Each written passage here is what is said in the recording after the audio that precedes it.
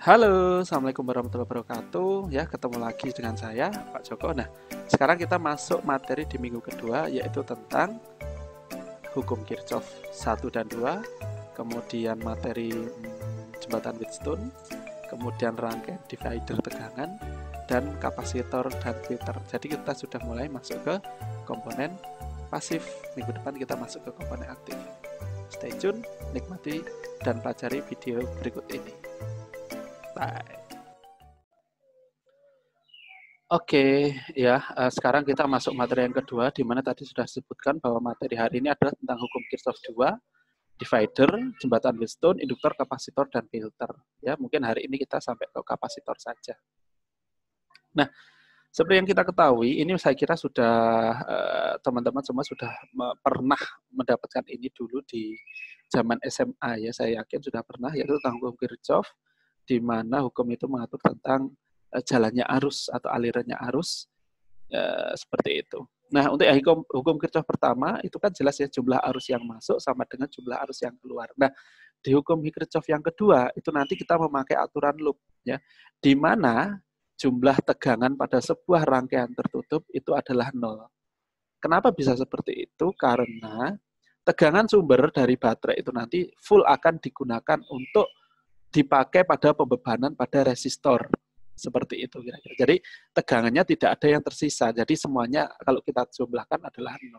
Nah, bagaimana kalau pada rangkaian pada loop? Ya, jadi seperti ini. Jadi nanti akan ada loop seri dan loop paralel seperti itu. Nah, untuk lebih jelasnya kita lihat video berikut ini. Jadi video ini saya ambil dari YouTube karena saya tidak punya fasilitas seperti kayak pad itu ya, yang bisa kita oret-oret gampang seperti menjelaskan di papan tulis. Namun nanti akan saya taruh link sumbernya, link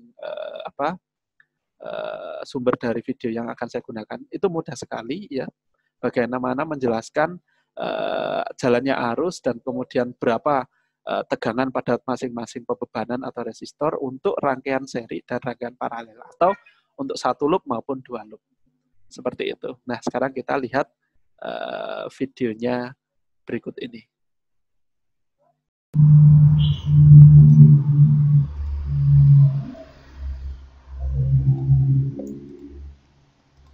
Pada video kali ini saya akan membahas contoh soal hukum Kirchhoff rangkaian satu loop dan pembahasannya. Soalnya sebagai berikut. Perhatikan gambar rangkaian listrik berikut. Seperti ini gambar rangkaian listriknya. Beda potensial antara titik B dan D adalah, jadi B dan D, beda potensialnya berapa? Nah, pilihannya A 0,5 volt, B 1 volt, C 3 volt, D 4 volt, E 8 volt. Nah, untuk menjawab soal ini atau untuk menentukan beda potensial titik B dan D, caranya adalah kita tentukan dulu berapa arus yang mengalir pada B dan D ini, atau arus yang mengalir pada rangkaian ini. Cara menentukan arus yang mengalir pada rangkaian ini kita menggunakan hukum 2 Kirchhoff. Nah, sebelum menerapkan hukum 2 Kirchhoff, langkah pertama adalah kita tentukan dulu arah loop. Nah, misalkan arah loop yang kita gunakan adalah searah dengan arah jarum jam. Jadi seperti ini. Nah, selanjutnya kita tentukan juga arah dari arus. Nah, biar mudah dalam perhitungan, arah arus kita samakan dengan arah loop. Jadi arah arusnya searah dengan jarum jam. Nah, kalau sudah seperti ini, kita bisa menerapkan hukum 2 Kirchhoff. Nah, hukum 2 Kirchhoff, kalau ditulis secara matematis seperti ini, sigma V sama dengan 0. Nah, V ini menyatakan tegangan atau beda potensial. Jadi jumlah beda potensial komponen-komponen listrik pada rangkaian tertutup ini sama dengan 0. Nah, untuk menguraikan jumlah beda potensial ini, kita putari rangkaian ini sesuai dengan arah loopnya. Jadi searah dengan jarum jam. Jadi nanti arus ini akan mengalir seperti ini. Nah, pertama arus ini akan masuk ke dalam hambatan 4 ohm ini. Artinya nanti pada hambatan 4 ohm ini ada tegangan, di mana besar tegangannya sebesar I dikali 4 ohm. Nah, ini tandanya positif. Nah, karena arah arus sama dengan arah loop. Nah, selanjutnya arus akan mengalir memasuki baterai ini sebesar 4,5 volt ini. Nah, kita lihat di sini arus ini memasuki kutub negatif terlebih dahulu. Jadi nanti tegangan baterai ini dia tandanya negatif. Jadi negatif 4,5 volt. Nah, lanjut, nanti I akan bergerak menuju B. Dari B dia akan memasuki hambatan 6 ohm. Jadi nanti pada hambatan ini ada tegangan lagi, di mana besar tegangannya plus I dikali 6 ohm. Nah, ini plus ya, karena arah arus sama dengan arah loop. Nah, selanjutnya I akan bergerak menuju ke titik D. Nah, dari D akan masuk ke hambatan 2 ohm. Artinya pada hambatan ini ada tegangan lagi, di mana besar tegangannya itu plus I dikali 2 ohm. Nah, setelah ini I akan bergerak menuju baterai 1,5 volt. Nah, kita lihat di sini kutub pertama yang ditemui adalah kutub negatif. Artinya nanti tegangan baterai ini dia simbolnya negatif. Jadi min 1,5 volt. Nah, terus I menuju titik C. Lalu dari C dia kembali ke titik A. Nah, jadi sudah kita putari satu putaran penuh. Nah, maka jumlah dari persamaan ini sama dengan 0. Nah, lalu kita tinggal uraikan saja persamaan ini. Jadi nanti seperti ini hasilnya, I dikali 12 ohm dikurang 6 volt sama dengan 0. Nah, ini 12 didapat dari 4 ohm ditambah 6 ohm, jadi 10 ohm. 10 ohm ditambah 2 ohm, jadi 12 ohm. Sedangkan yang min 6 volt didapat dari min 4,5 volt dikurang 1,5 volt. Nah, lalu yang min 6 volt dipindah ruas ke sini jadi positif. Jadi seperti ini, I dikali 12 ohm sama dengan 6 volt. Jadi nanti kita bisa memperoleh I nya. Jadi I sama dengan 6 volt per 12 ohm. Ini hasilnya setengah ampere. Nah, kalau sudah seperti ini, kita bisa menghitung berapa beda potensial B dan D ini dengan menggunakan rumus hukum Ohm, VIR. Jadi V BD sama dengan I dikali R, R-nya 6 ohm. Jadi I dikali 6 ohm, lalu I-nya kita ganti dengan 0,5 ampere. Jadi 0,5 ampere dikali 6 ohm sama dengan 3 volt. Jadi soal ini jawabannya adalah C.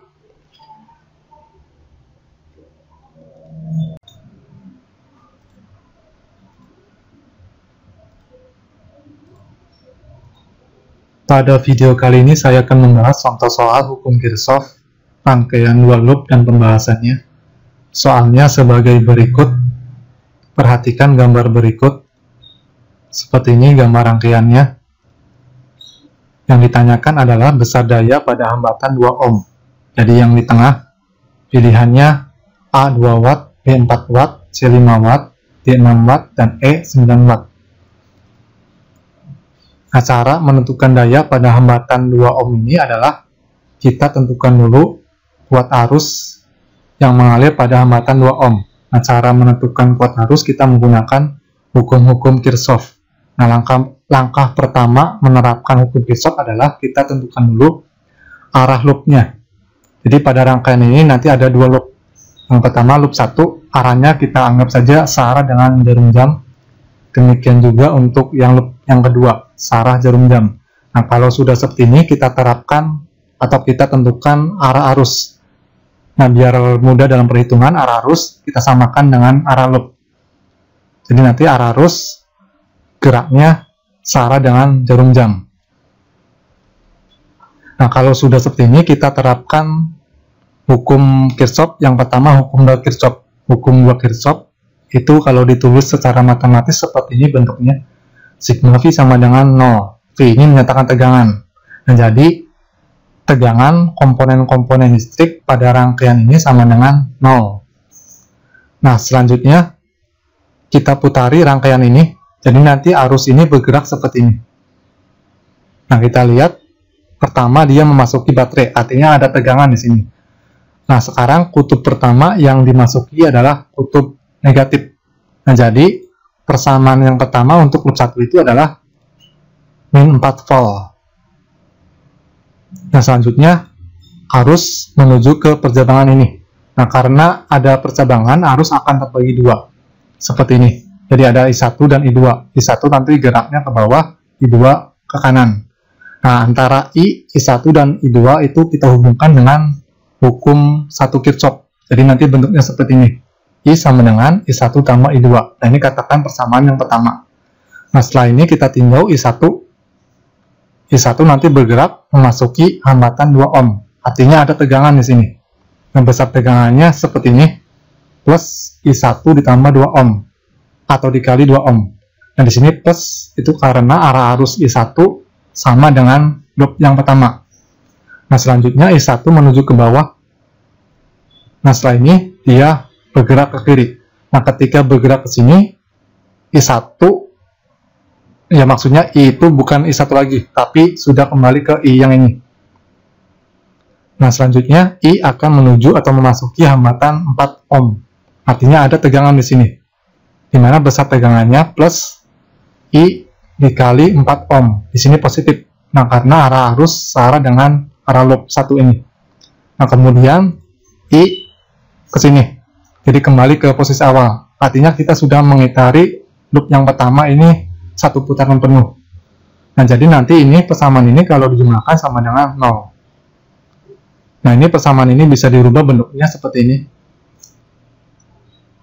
Jadi I dikali 4 ohm, jadi yang ini pindah ke depan, ditambah I1 dikali 2 ohm, jadi yang ini. Nah, lalu yang ini pindah ruas ke kanan, jadi negatif pindah ruas jadi positif. Nah, ini katakan persamaan yang kedua. Nah, setelah ini kita lihat yang loop yang kedua.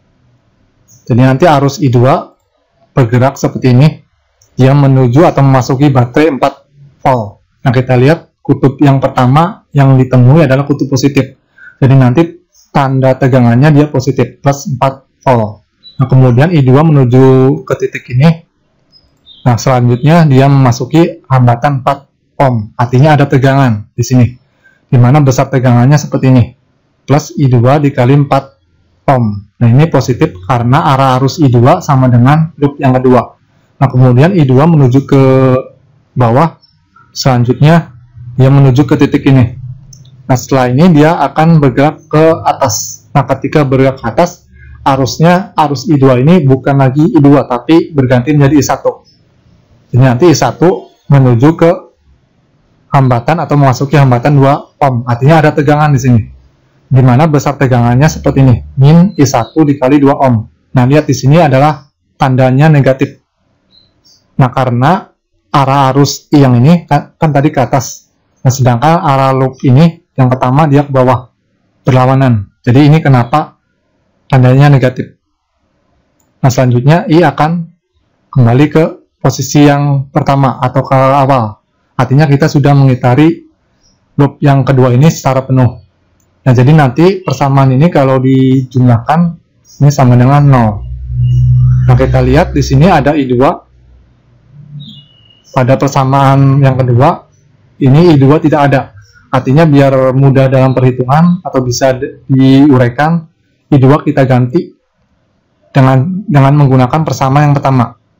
Nah, kita lihat di persamaan pertama ini I sama dengan I1 tambah I2. Artinya nanti I2 itu sama dengan I1 dikurang I dikurang I1.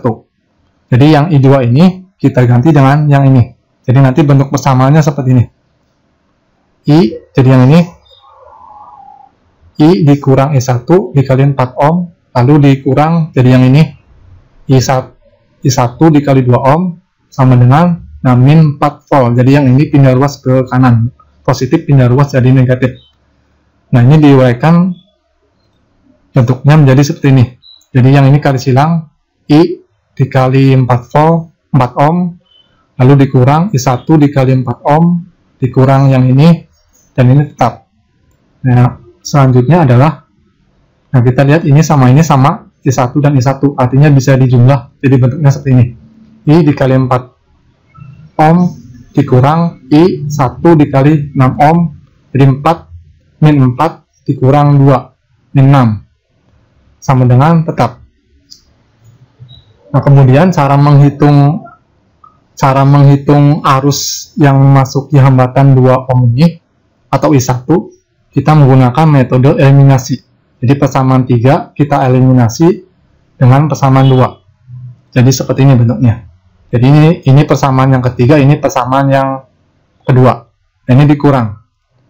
Nah, kalau dikurang bentuknya seperti ini. Jadi ini habis karena sama ya, habis. Sedangkan yang ini I1 dikali 6 ohm dikurang I1 dikali 2 ohm.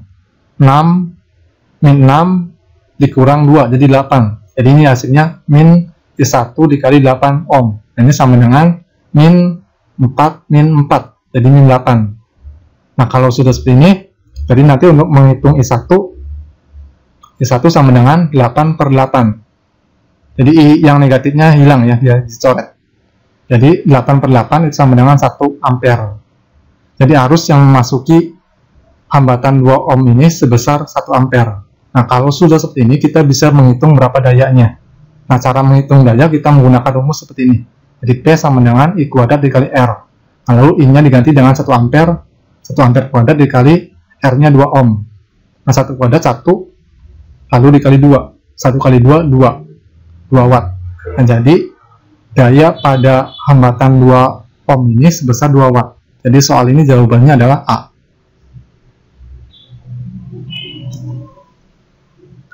Itulah contoh soal hukum Kirchhoff, rangkaian dua loop dan pembahasannya.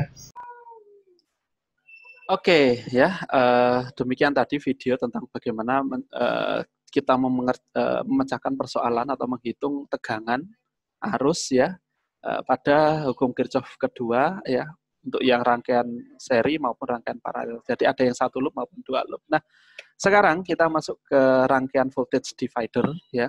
Jadi di sini lebih tepatnya adalah bagaimana kita mencari besarnya tegangan pada masing-masing pembebanan. Sebenarnya ini ada hubungannya juga dengan materi hukum Kirchhoff yang loop tadi, ya. Tapi ini versi gampangnya. Jadi misalnya ini ada 1 tegangan input, ya. Kemudian ada 2 buah resistor di sini. Maka bila tegangannya ini inputnya 10 volt, maka 10 volt itu akan digunakan untuk membebani resistor dua-duanya ini. Ya, kedua resistor tersebut. Nah, besarnya berapa pembagiannya? Tergantung. Ya, kalau resistornya besar nilai hambatannya, maka dia akan mengambil porsi tegangan yang juga besar. Jadi berbanding lurus. Jadi kita sebut saja kalau tegangan pada R1 itu adalah VR1, tegangan pada R2 adalah VR2. Kalau R1 lebih besar daripada R2, maka VR1 juga pasti lebih besar. Kira-kira seperti itu. Ya, karena dia hambatannya besar, maka tegangan yang diperlukan juga besar. Berbanding terbalik dengan arus. Kalau resistornya besar, arusnya semakin kecil. Seperti itu, teman-teman. Nah, hukum dasarnya apa? Hukum dasarnya adalah hukum Ohm. Ya, V sama dengan, ya, tegangan sama dengan arus dikalikan hambatan. Atau, kalau kita melihat pada rangkaian ini, maka arus adalah tegangan input dibagi dengan R. R-nya apa? R total. Ya, di sini R totalnya kebetulan seri, maka kita tambahkan saja R1 dan R2. Nah, bagaimana cara mencari R1, tegangan pada R1? Maka kita mencarinya adalah VR1 sama dengan I dikalikan R1. I-nya dari mana? Arus ini. Ya, karena ini adalah satu jalur saja, maka nilai arusnya pasti sama antara di R1 maupun R2. Jadi cuma satu jalur saja. Ya. Nah, kemudian bagaimana cara kita jabarkannya? Ya, seperti ini. Ya. VR1 sama dengan mencari I, kita masukkan rumus yang ini, V input dibagi R1 ditambah R2 dikalikan R1. Atau untuk mencari VR1 sama dengan, ya, ini R1 dikurangi, dibagi jumlah total R1 plus R2 atau jumlah R total, ya, dikalikan dengan V input ini. Sama dengan VR2, tegangan pada R2, maka ya R2 dibagi dengan R total, R1 plus R2 dikalikan dengan V input. Jadi cukup mudah, bukan? Oke. Nah, ini ada contoh soal, nanti silakan adik-adik mungkin bisa mengerjakan ini, ya. Oke, silakan. Kemudian materi berikutnya adalah tentang jembatan Wheatstone. Apa itu jembatan Wheatstone? Lalu apa fungsi dari jembatan Wheatstone dan bagaimana teorinya, apa saja perhitungannya, dan bagaimana contoh kasusnya. Jadi kalau adik ketahui bahwa ini adalah jembatan Wheatstone, rangkaian jembatan Wheatstone di mana ini ada galvanometer, ada R1, R2, R3, R4, ada titik A, B, C, dan D. Seperti itu. Jadi galvanometer ini nanti seperti kayak mencari keseimbangan. Kalau jumlah jumlah tegangannya dan resistansinya antara sayap kiri dan sayap kanan itu tidak sama, maka dia akan terjadi simpangan. Kira-kira seperti itu. Rumusnya seperti ini ya. Jika R1 dikalikan R3, R1 dikali R3 sama dengan R2 dikalikan R4. Seperti itu cara persamaannya. Jadi kalau antara jumlah perkalian ya antara R1 kali R3 sama dengan R2 kali R4 itu maka tegangan pada C dan D itu adalah 0. Artinya galvanometer itu dia akan pada posisi 0, tidak ada simpangan. Nah, berarti bagaimana cara artinya dengan teori seperti ini, dengan rangkaian yang bekerja seperti ini, kita bisa seperti kayak apa ya, kayak memanipulasi gitu dengan cara seperti ini. Slide berikutnya ini. Jadi kita ada ya satu buah sensor atau transducer yang kita sebut sebagai strain gauge, ya strain gauge. Apa itu strain gauge? Strain gauge itu ya bentuknya seperti ini sensor. Apabila dia mendapatkan tekanan, regangan atau tekanan atau regangan, dia nilai resistansinya akan berubah. Seperti itu. Ya. Jadi kita bisa mengadopsi ya persamaan dari jembatan Wheatstone tadi. Ini kan R2 kali R3 harus sama dengan R1 kali strain gauge ini. Jadi kalau strain gauge ini ada perubahan saja, ya kalau kita kasih tekanan atau regangan, maka nilai tegangan ini pasti akan berubah. Seperti itu. Jadi nilai tegangan ini yang nanti akan kita konversikan. Jadi di sini ini sebagai sensor. Jadi strain gauge itu biasanya kita gunakan untuk berapa besarnya tekanan, besarnya perubahan lendutan, torsi, dan lain sebagainya pada sebuah mesin. Nah, jadi kalau adik-adik ingin mengetahui torsi mesin, ya torsi, kemudian apalagi ya, besarnya momentum, lendutan, momen bending dan lain sebagainya, itu kita bisa menggunakan strain gauge ini untuk sensornya, ya. Nah, kira-kira seperti ini. Ini adalah persamaannya seperti ini. Jadi kalau kita ingin mengetahui besarnya tegangan AB ini. Nah, ini sensor. Kita anggap ini sebuah sensor dalam satu kesatuan, sehingga nanti kalau kita ingin mengkonversinya dalam display dan sebagainya, maka titik AB ini kita bisa sambungkan ke controller, microcontroller, kira-kira seperti itu. Sehingga apa? Karena ini berubah-ubah seiring dengan perubahan strain gauge. Jadi tegangannya berubah seiring tegangan strain gauge gitu. Ya, mudah sekali ya. Ini persamaannya seperti ini. Kemudian komponen berikutnya adalah induktor. Apa itu induktor? Induktor itu adalah komponen elektronika yang dapat menyimpan energi pada medan magnet yang ditimbulkan oleh arus listrik yang melintasinya. Ya. Jadi ini komponen-komponen induktor, simbolnya seperti ini.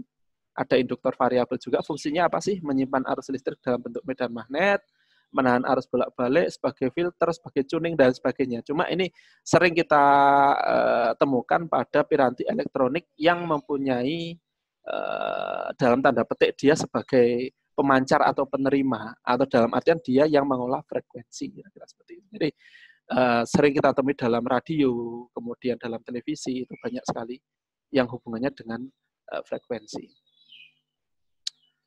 Ini ya fungsi utama induktor ya, bisa juga untuk ini juga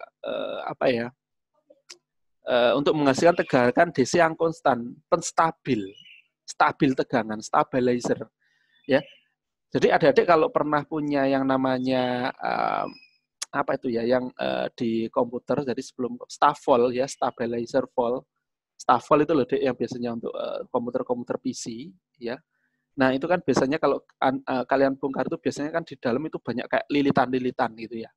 Nah, itu ya seperti itu cara kerjanya, induktor. Jadi supaya tegangannya stabil, namanya juga Stavol, stabilizer voltase. Jadi penyetabil tegangan. Kemudian kapasitor ya, kapasitor adalah alat yang dapat menyimpan energi di dalam medan listrik yang sifatnya sementara, atau kita juga bisa membuang muatan-muatan yang tidak kita inginkan, itu juga bisa. Ya, makanya kalau ada kapasitor elektrolit seperti ini contoh kondensator atau kapasitor elektrolit, biasanya sebelum ke ground sebuah jalur rangkaian itu biasanya lewat ini dulu gitu ya. Kemudian yang negatifnya masuk ke ground. Jadi sifatnya ya kayak membuang muatan-muatan yang tidak perlu kita kehendaki, sehingga tegangan yang kita hasilkan itu bisa lebih stabil dan halus. Nah ini ya fungsi kapasitor ya untuk menyimpan muatan listrik, sebagai kopling ya, seperti kayak penghubung lah ya antara satu rangkaian dengan rangkaian yang lain pada power supply, sebagai filter juga, menghemat daya listrik, banyaklah fungsinya ya. Biasanya kalau yang seperti ini untuk frekuensi rendah ya, frekuensi tinggi, sorry, untuk kapasitor yang keramik. Kalau yang milar biasanya untuk frekuensi rendah. Kira-kira seperti itu. Oke, ya. Saya kira itu minggu depan kita akan belajar tentang komponen aktif. Ya, saya kira itu untuk pertemuan materi pertemuan untuk hari ini. Kita ketemu lagi minggu depan dengan materi komponen aktif. Ya, like kalau Anda suka, dislike aja kalau tidak suka. Kita ketemu lagi minggu depan. Wassalamualaikum warahmatullahi wabarakatuh. Ciao.